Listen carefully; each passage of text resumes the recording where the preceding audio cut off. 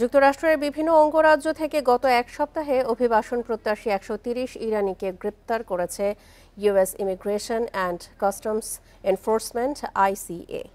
তাদের সবার বিরুদ্ধে অবৈধ অভিবাসন ও বিভিন্ন অপরাধমূলক কার্যক্রমের অভিযোগ রয়েছে। গ্রেপ্তারকৃতদের মধ্যে এক সাবেক ইরানি সেনা সদস্য রিদওয়ান কারিমিও রয়েছেন। মার্কিন নাগরিককে বিয়ে করে বিশেষ ভিসায় গত বছর যুক্তরাষ্ট্রের প্রবেশ করেছিলেন তিনি। ২২ জুন ইরানের পারমাণবিক স্থাপনায় হামলা চালানোর পরের দিনই আলবামা অঙ্গরাজ্য থেকে তাকে গ্রেপ্তার করা হয়। তার স্ত্রী স্বামীর মুক্তির জন্য ট্রাম্প প্রশাসনের নিকট অনুরোধ জানিয়েছে।